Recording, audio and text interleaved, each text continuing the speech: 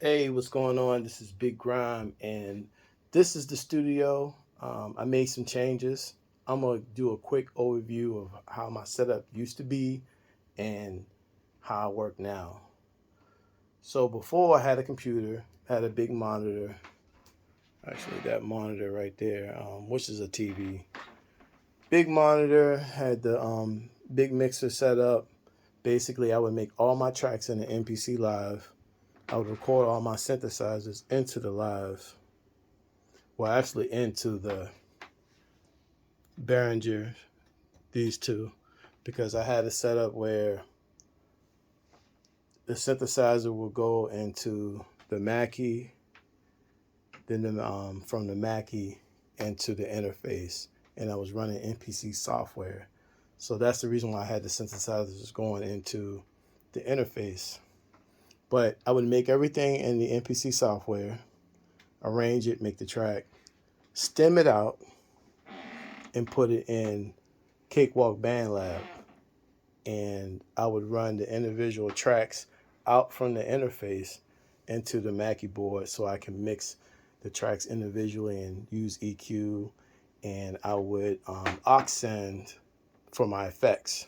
So I would use effects, the hardware effects. I would use the plugins sometimes, but not very often because I like using the hardware.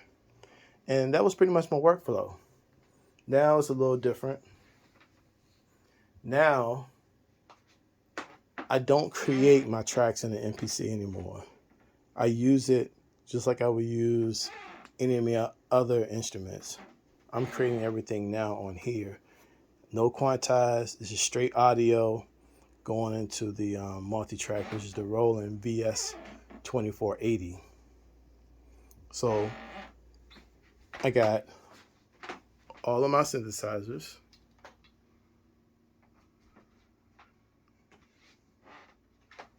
Going into the Midas. Then from the Midas, I got the main outs going into input 1. And my MPC is in input 1 and 2.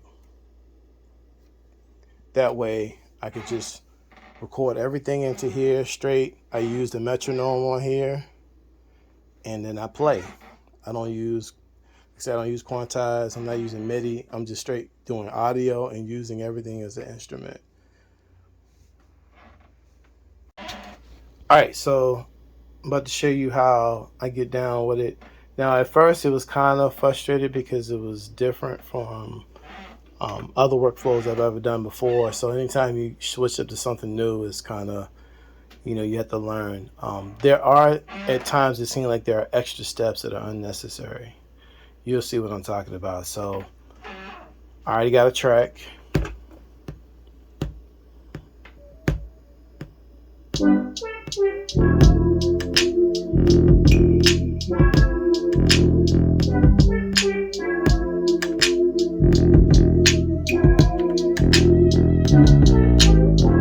So track 1 through 8 already has audio on it.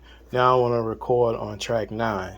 So what I'll have to do is go to track 9, click on it and click it again to arm it red.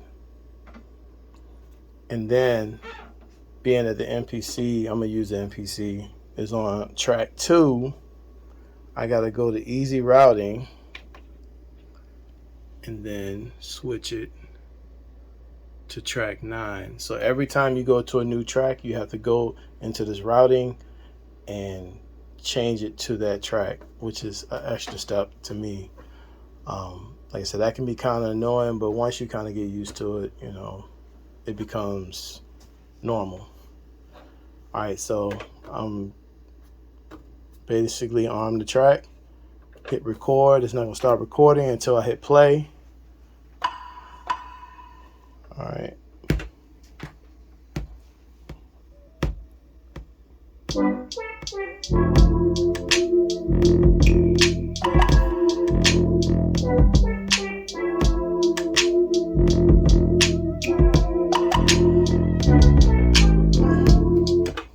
All right, so got the track.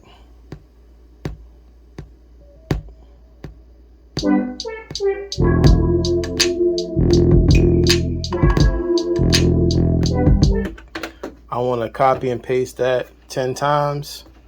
I hit shift, copy, and since I've already done it once, it'll keep the same settings, so I don't have to keep setting up where I want it to copy and paste. Now, the one thing I do have to do is I should just be able to hit OK because I was already on track 9. I should just be able to hit OK and it copy and paste it, but it doesn't do that because you have to select the track. Select the track, mark it. Now I can hit OK. Now you think that it should just copy and paste it. I chose to select the track and then I hit OK. They should just do it. Nope. You gotta hit yes. Now it's done. So we'll exit out of that and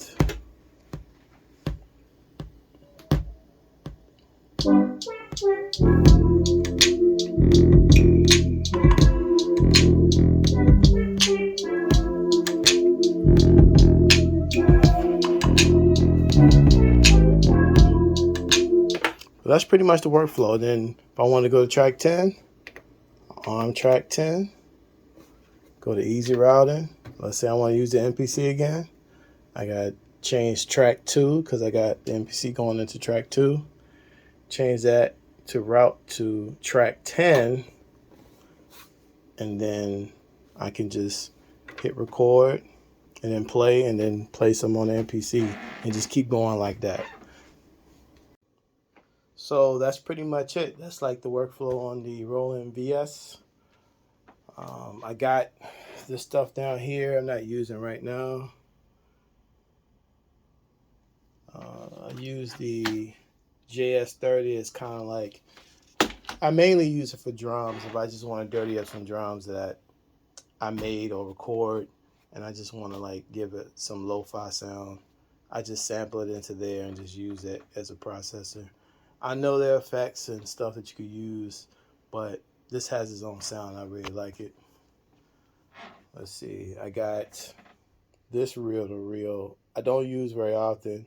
I use it more like an effect because it needs to be serviced, but it gives a lo-fi, wobble to the recording, so I like to use that. The guitars and bass guitar I don't play that much.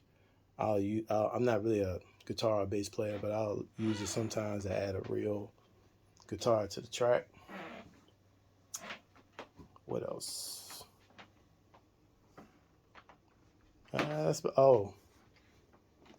The 4-track cassette tape.